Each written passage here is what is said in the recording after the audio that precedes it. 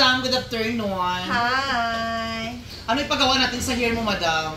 Pa-hair color, pa-hair cut. Anong gupit mo? Like B. Alonzo. Correct, pati ang mukha gayahin natin. Char lang. So ayan, gagawin natin, pagandahin natin si madam. So hindi mo ipa-treatment imong hair, kay dry na imong hair. Ay, hindi ko sa kay wala budget.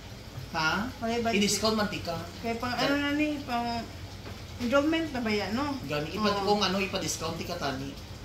Keratin para mahumok-humok imong hair ba?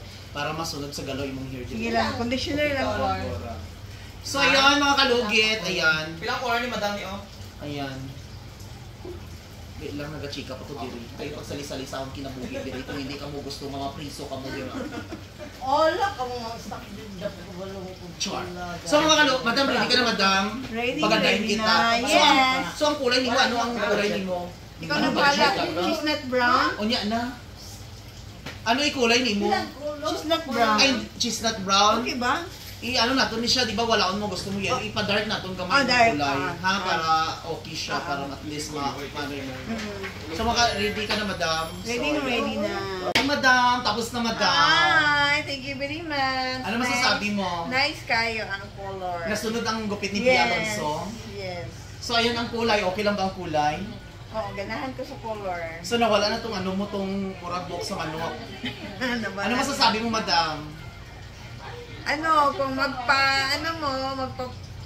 magpa-hair color, dire lang mo kay Sherwin Ladrito. So ayan mga kalugit na pangaganda. Mr. Ingron, Davao City. Ayan. So ano masasabi madam? Okay lang, ganda. Okay kaayo. Ayan mga kalugit, ayan o. Ganda ng hair color niya mga kalugit, napantay yung kulay niya, ayan. Naging ash blonde siya mga kalugit, ayan. Actually milky ash ni siya mga kalugit. Ganda siya, ang kulay. Parang highlights ng white hair niya mga kalugit, ang nakita ko po sa inyo. So yan ang mga kalugit ang hair ni madam, ayan. Pakaganda. Ang ganda ng result, no? So mga kalugit, thank you so much.